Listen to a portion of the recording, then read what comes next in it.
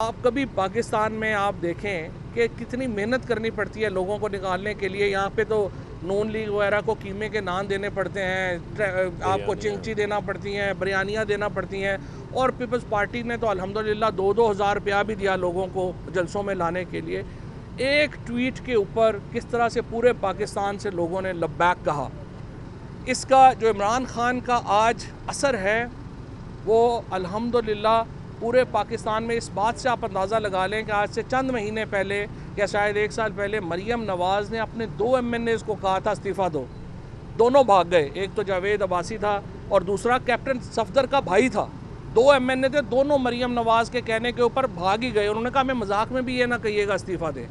Constituency politician के लिए इस्तीफ़ा देना मुश्किल काम होता है, लेकिन आज एक आवाज़ के ऊपर, वज़ीर-ए-आज़म इमरान खान की आवाज़ के ऊपर 125 लोगों ने इस्तीफ़े इनके मुंह पे मारे हैं इंपोर्टेड गवर्नमेंट के।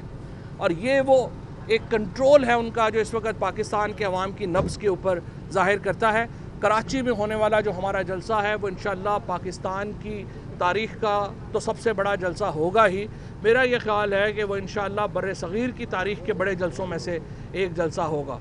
और इसके बाद इंशाअल्लाह जो हम आगे जलसे करने जा रहे हैं, जो हम लाहौर में जलसा करने जा रहे हैं, और उसके बाद का जो प्रोग्राम है वो हमने अभी नहीं बताया। वो प्रोग्राम ऐसे ही है, मैं ये समझता हूँ कि इंतखाबात की तरफ ही आपने बढ़ना है।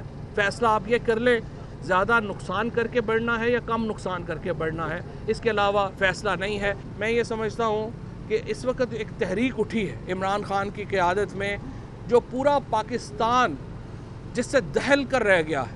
आपने देखा है पेशावर के जलसे में, हमने देखा कि किस तरह लोग जो हैं एक आवाज़ के ऊपर निकले। उससे पहले हम डिक्लेयर कर चुकी है, आप मुल्ज़म हैं, आप उसी महकमे में जो है वो तब्दीलियाँ और ट्रांसफ़रें कर रहे हैं, हम इसको मुस्तरद करते हैं। फ़र्द जुर्म उसमें जो है वो आयद होनी है। अगली पेशी के पिछली दफ़ा जो आखिरी पहला हुक्म ये आया था, अभी हलफ उठाने से पहले वो ये आया था प्रोसिक्यूशन टीम को कि आप अदालत नहीं जाएंगे।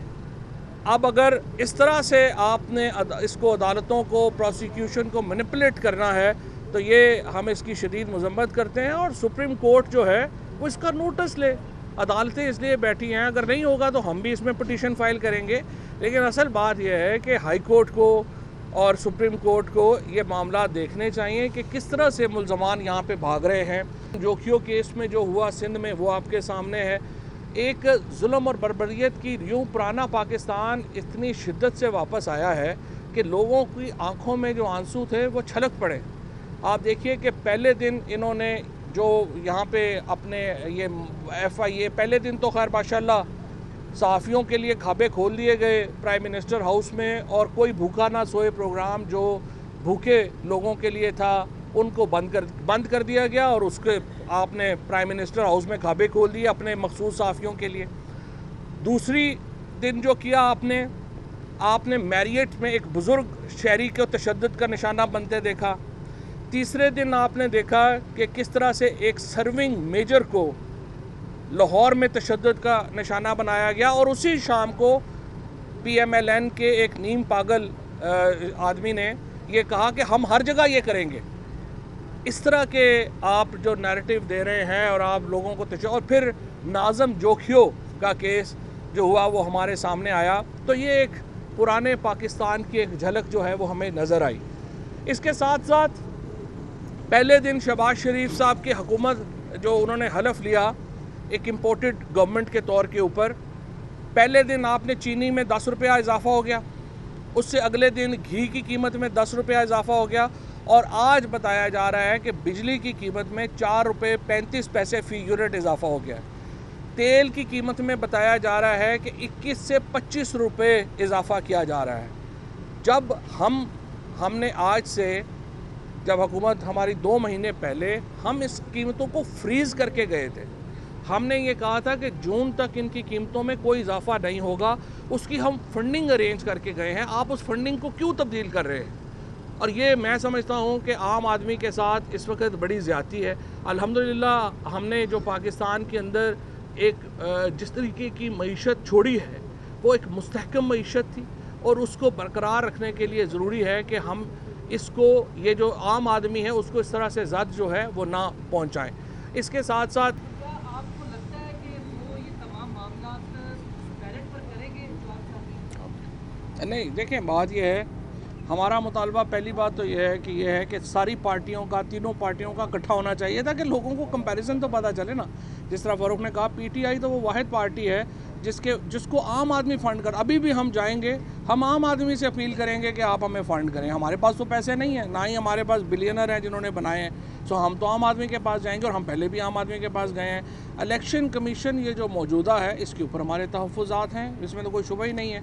और अभी जिस तरीके से इलेक्शन कमीशन ने यह कहा है कि वो इलेक्शन ही नहीं करा सकते, तो अगर इलेक्शन ही नहीं करा सकते तो वो इलेक्शन कमीशन क्या है, तो उसके ऊपर भी हम आगे बढ़ रहे हैं। तो आज साहब ये बताइएगा कि इस्लामाबाद हाई कोर्ट में वज़ीर-ए-आज़म को दिए गए तहफ़्फ़ुज़ के बारे में रिकॉर्ड जो है नोटिस दिया गया, और अब ये जिक्र किया जा रहा है कि तहफ़्फ़ुज़ जो है वो इजहार है वो रोक कर दिया गया। तो आप मुझे ये बताइएगा, उस वक्त इस्लामाबाद हाई कोर्ट में तमाम रिकॉर्ड को रोक दिया गया, और दूसरा ये बताइएगा कि ये जो हार है वो कितने में पूरा? नहीं, पहली बात तो यह है कि जो भी वज़ीर-ए-आज़म के तहफ़्फ़ुज़ हैं वो भी डिक्लेयर्ड हैं, जो उनको मिले हैं वो भी डिक्लेयर्ड हैं, जो उन्होंने लिए हैं वो भी डिक्लेयर्ड हैं। सो ये रिकॉर्ड का हिस्सा है, तो वो रिकॉर्ड इस्लामाबाद हाई कोर्ट जिस दिन भी मांगेगी वो वहाँ पे चला जाएगा, वो तो गवर्नमेंट ने देना। अच्छा फवाद चौधरी साहब, अभी तक इस हुकूमत ने वजारतें नहीं दी, परेशानी का शिकार है, तो इस बारे में कहें। ये आपने बड़ी अच्छी बात की है। मुस्तफ़ा इम्पैक्स केस है, जिसके मुताबिक जो वफाकी हुकूमत है वो वफाकी काबीना का नाम है। आज 5वां दिन है मुल्क हुकूमत के बग़ैर चल रहा है, और उसकी वजह यह है कि आसिफ जरदारी साहब में और शहबाज शरीफ साहब में लूट के माल का हिसाब नहीं हो रहा कि ये जो उन्होंने यहाँ पे डाका मार लिया है, एक इम्पोर्टेड गवर्नमेंट आ गई है, इसकी बंदर बांट आखिर होनी कैसे है। मैंने पहले ही कहा था कि मेहरबानी करके आपस में 8-8 4-4 घंटे डिवाइड कर लें कि 4 घंटे का वज़ीर-ए-आज़म एक है, 4 घंटे का दूसरा है, फिर 4 घंटे का तीसरा है, एक चूँ का मुरब्बा है, भानमती का कुनबा है। तो यही होना था जो हमारे मुल्क में अब हो रहा है। किसी को पता नहीं है कौन हुकूमत है, क्या नहीं है, वजारतें बन नहीं पा रही, मुल्क जो है वो आउट ऑफ कंट्रोल है। और इस वक्त सड़क की आवाज़ मुझे लगता है इस्लामाबाद के ऐवानों में नहीं पहुँच रही, और जितनी जल्दी ये इन ऐवानों में पहुंच जाए उतना मुल्क के लिए भी अच्छा है और इनके लिए भी अच्छा है, वरना फिर हमें कान के पास आके ज़ोर से बोल के बताना पड़ेगा। और सब आपके सेनेटर से इस्तीफे नहीं देंगे। अच्छा सर, लफ्ज़ साजिश और मुदावलत में थोड़ा ये एक वो फिज़ा शिज़ा चल रहा है कुछ इस किस्म का। अच्छा फवाद साहब, एंकर्स को वज़ीर-ए-आज़म इमरान खान भी बुलाते रहे, उनसे मुलाकातें करते रहे, और मौजूदा वज़ीर-ए-आज़म ने रिपोर्टर्स को बुलाया और उस वक्त इफ्तारी का एंकर्स को भी टाइम बुलाया, था, और उनका ये कहना था कि इफ्तारी में अपने पल्ले से करवा रहे हैं। अच्छा, तो अगर उन्होंने इफ्तारी करवा दी, मदीने की रियासत आप बना रहे थे, तो उसको इतना ये कहना कि जी खाते उड़ाए थे होना आप खाएँ, हमने एतराज़ नहीं किया, आप खाएँ जाके। सिर्फ हम ये कहते हैं कि कोई भूखा ना सोए बंद करके ना खाएं। आपने अगर वो खा रहे, अगर वो कोई भूखा ना सोए प्रोग्राम बंद किए बगैर आपको खाने खिलाते हैं, हमें कोई एतराज़ नहीं।